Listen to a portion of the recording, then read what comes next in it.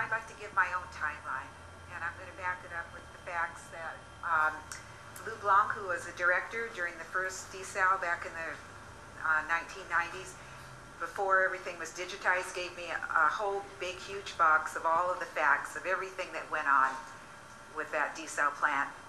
He had letters, EIRs, and I was able to copy most of that, so I do have the facts, and I can share those with anybody. What astounds me when we talk about alternatives is the lack of a fallback plan. It doesn't seem to be any. On and year after year, we keep putting all of our eggs in the desal basket. In 1993 to 1994, CCSD, with consultants and engineers, some of those mentioned today, investigated Santa Rosa Creek, and the consultant report said too many fatal flaws. The area too small, a residential area, county park, and any infrastructure, including wells, must be 500 feet from the lagoon.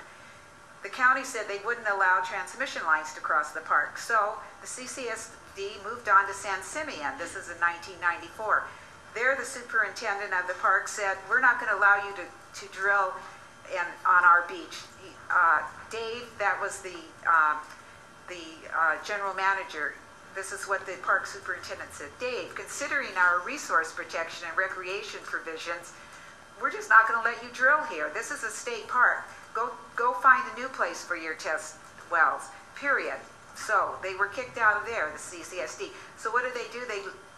We leased a lot up off of Lone Pine, off of, that's frontage road, and built some sort of big caissons and pipes out to the ocean. That was the desal plant that was thrown out with a technology that was so horrible that eventually that whole plan, that was all that money was wasted, was thrown out, and the general manager was fired. Nobody seems to mention that. The whole plant was thrown out, it was too expensive, it was bad technology, and the general manager was fired. Then Bob Greshams comes aboard, and he gets the scheme to go back to San Simeon, but he doesn't look at the law to find out, and this is in 1997, that it's against the law to do wells there. So we waste all that money. So rather than getting an alternative, then we come back to Santa Rosa. Bob Greshams gets into all those old files that I already have.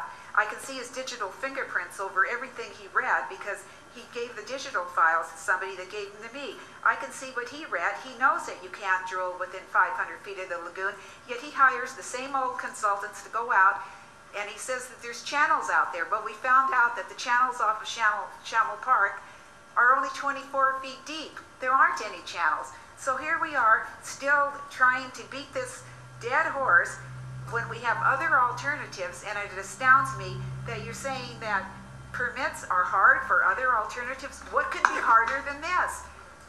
My friend Tina is going to read to you the most current information about what's going on at Santa Rosa Creek, because we will never hear it from this board.